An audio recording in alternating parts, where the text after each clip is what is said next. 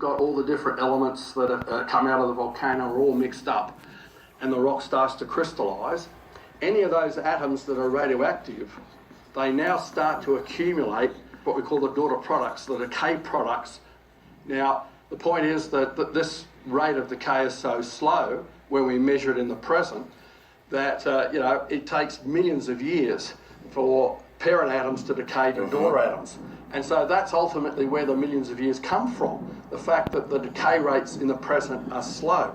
But we would say that the present is not really the key to the past, because obviously the past holds some massive, massive catastrophic events that are not going on today. In fact, the Bible would say that the past is the key to the present. If you want to understand why the way the world is today, you've got to understand what happened in the past. So we've got lots of hints that geological processes haven't been at constant rates through time, and we have other hints that the decay rates may not have been constant. See, we've taken rock samples from a number of places, lots of samples in the Grand Canyon of each of these rock layers. I've done it in New Zealand, we've done it in other parts of the world, and what we've done is we've submitted the same samples to more than one of these dating methods. And so what we found is on the same samples with more than one method, we were getting ages that were different by hundreds of millions of years or even a billion years in some instances. We're seeing huge differences by using different methods. Well, if there is that kind of a difference between all of these dating methods, then that would seem to confirm the fact that we have an open system here, not a closed one. And if we have an open system, that means we can't trust it to give us dependable dates for these rocks. And that changes the whole thinking about the history of the Earth, because suddenly now these radioactive clocks are not reliable. We've got evidence that rates were faster in the past. Suddenly we may not be thinking in terms of millions of years. We may be thinking in terms of a history that is much shorter. But you were saying that this kind of evidence is in the open literature now. Yes.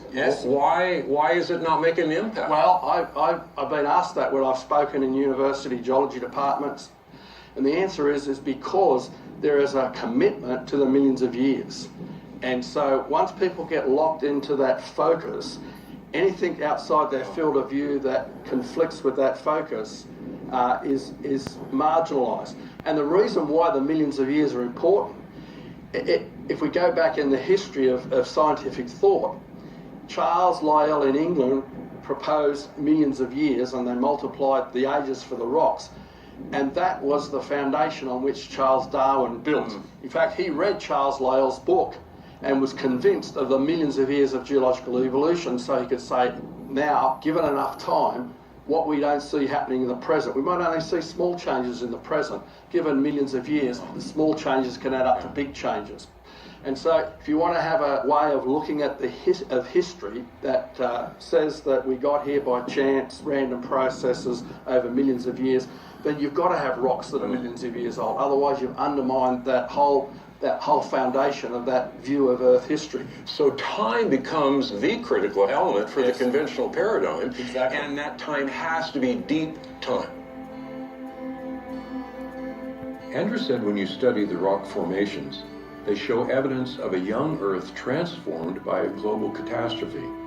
So he took me south to Sedona to see it for myself.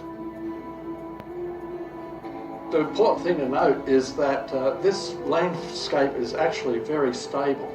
There was lots of erosion in the past to carve out this whole terrain, but those cliffs and the valley floor are very stable, which is why you've got the vegetation. Today everything's much quieter.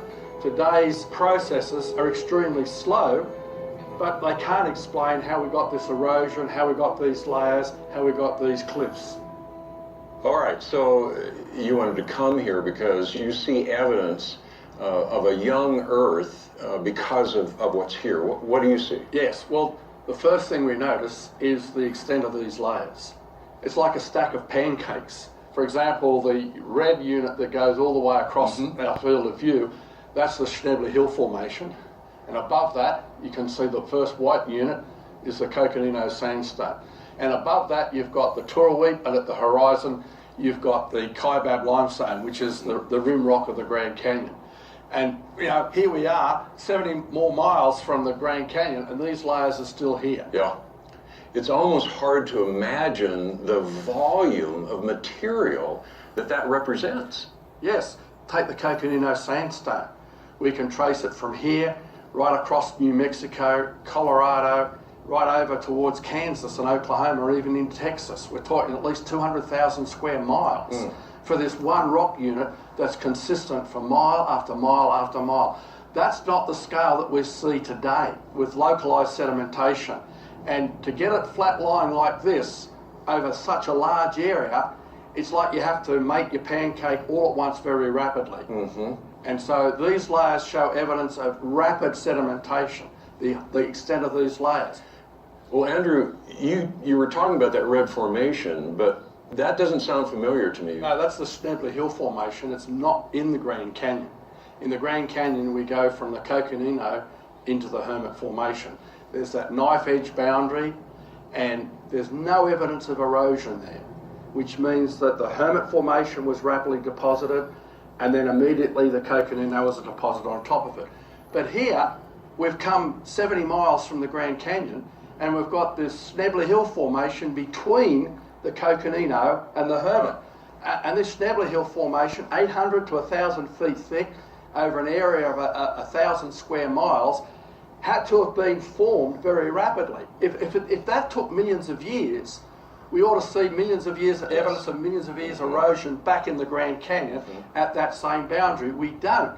So that means that this Schnebler Hill Formation in this area had to form in a matter of hours. So it tells you that not only is there a lack of erosion, but there's no time between those boundaries. So the whole sequence of layers was very rapidly deposited. So we have this large extent of layers. We have the lack of erosion between the layers. What other evidence do you see? Well, if we look closely, for example, at the Coconino sandstone, we see the bedding, that there's bands within it that are sloping. We call those crossbeds. What they indicate is that you had underwater sand waves were moving along. The comparison is in a desert. It's important to recognise that there's a difference in the angle in a desert dune. It's usually 30 to 34 degrees of these sloping beds. Underwater, it's usually 25 degrees or less. And Dr. John Whitmore has combed the hills around here with his students, hundreds and hundreds of measurements of these crossbeds. And they all come in the range of 15 to 25 degrees. So it was underwater deposition. And so these layers are accumulating in hours, weeks, and within months, you've got this whole stack of pancake layers over such wide areas. So it isn't a difference in believing in those layers that exist. Not at all. It's the difference of time, isn't it? Correct. It's not a question of science versus the Bible. When we're talking about the flood paradigm and the conventional paradigm, we're actually talking about two different views of Earth history. Those views really are different. Of course, I grew up being taught the conventional view with its long ages and slow, uniform changes. But what was the history of the world according to Genesis?